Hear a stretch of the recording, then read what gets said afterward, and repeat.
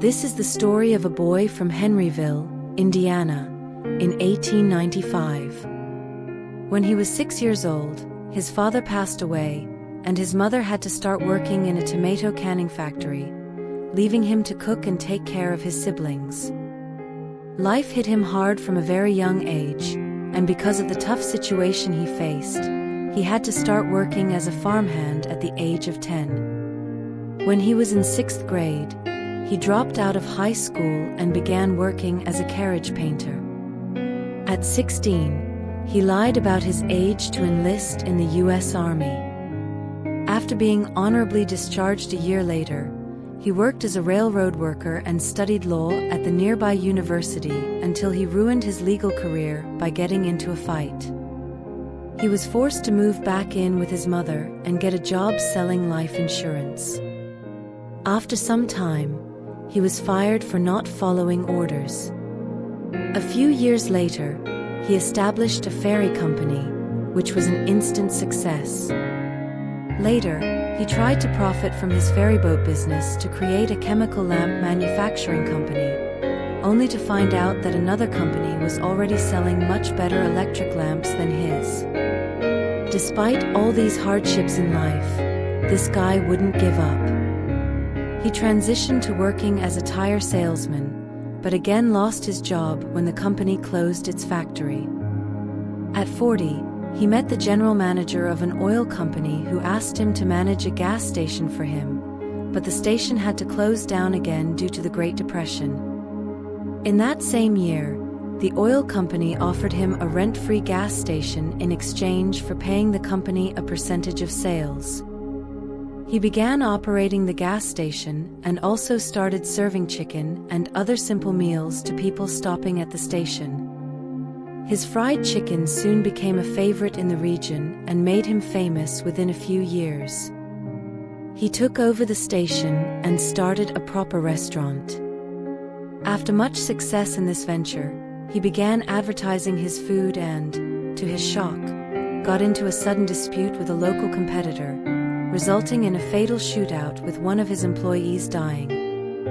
4 years later, he bought a nearby motel for his chicken restaurant, hoping for better business, but it caught fire and burned to the ground along with his restaurant. However, this ambitious man rebuilt and managed a new 140-seat motel with a restaurant until World War II forced him to close down again.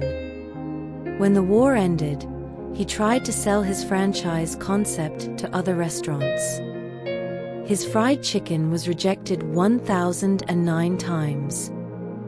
Finally, in 1952, he sold his secret Kentucky Fried Chicken recipe for the first time to the operator of one of the city's largest restaurants. It quickly became a success, and as a result, several other restaurant owners franchised the concept and paid him 4 cents per chicken. However, the good times didn't last long. His own restaurant was paralyzed when a nearby highway reduced customer traffic, so he sold it and was left with only his savings and $105 per month from Social Security. So finally, he pursued his dream of franchising his chicken concept nationwide and traveled across the U.S. looking for suitable restaurants.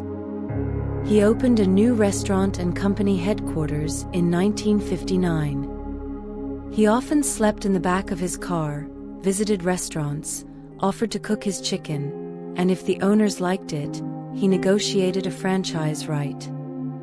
In 1965, at 75, he was just getting started.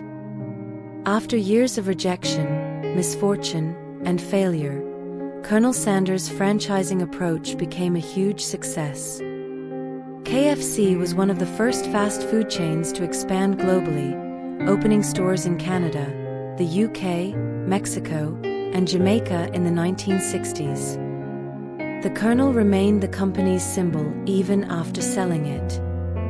He traveled over 400,000 kilometers a year, visiting KFC restaurants and delighting customers worldwide.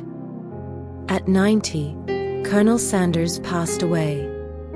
At that time, there were about 6,000 KFC locations in 48 different countries. In 2018, there were 22,621 KFC restaurants worldwide. If you're overwhelmed by rejection or discouraged by setbacks, remember the story of Colonel Sanders, a sixth-grade dropout, fired from various jobs, with his legal career ruined, set back by the Great Depression and World War II. And yet, he became the most famous cook after reaching retirement age. Colonel Sanders, the creator of one of the largest fast food networks in the world, was many things, but above all, he was a great success story. With his story, we can learn that despite thousands of rejections and misfortunes, dedication combined with hard work can create success regardless of age. Thank you for watching, and stay blessed.